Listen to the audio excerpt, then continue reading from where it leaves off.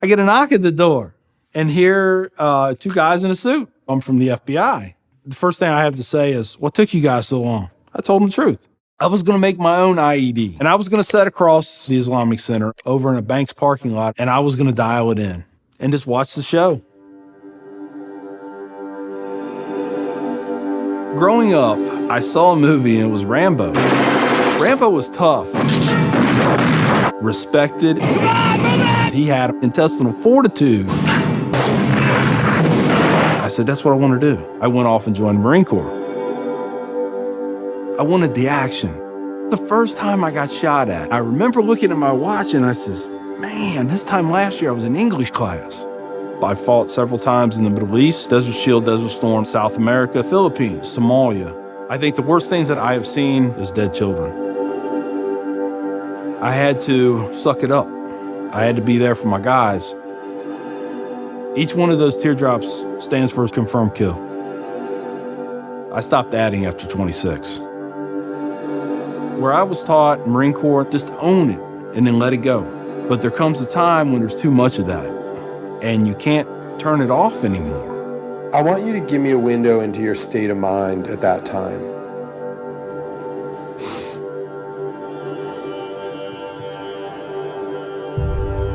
One time, my wife and I went to a DSW, and I saw in the distance these two women in black burqas in my store.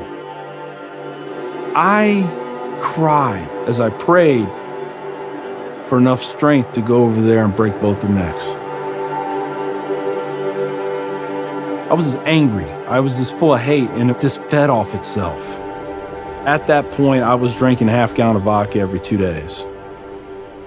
I had devised a plan, create my own IED, homemade bomb, and I was going to set it off right outside the Muncie Islamic Center. 200 plus killed or injured. That was the plan. I saw an opportunity to do one last thing for my country. This was my rationale.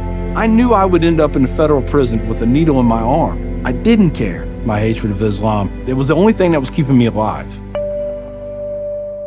So one day my daughter comes home, second grade maybe. She was telling me about this little boy who sat across from her. His mom came to get him. She said she had scarves on her and she had a dress all the way down to her feet and you couldn't see her on nothing but her eyeballs. At that point I snapped, started spewing things out of my mouth that should never be said in front of children or anything. She didn't say anything. It was the look on her face. I remember my daughter looking at me like I was absolutely the craziest person on the face of the earth. She was my little buddy. She used to say we were road dogs. I know I saw it in her eyes. I made her question that love. And that's when the light bulb came on. I decided to give the people of this community one more chance.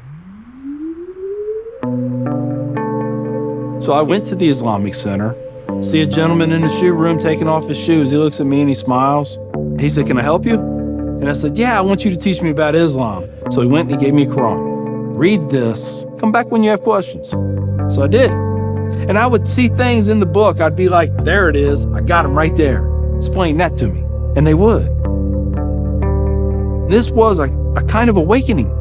Long story short, 8 weeks after that first day I stepped into the Islamic Center, I became a Muslim.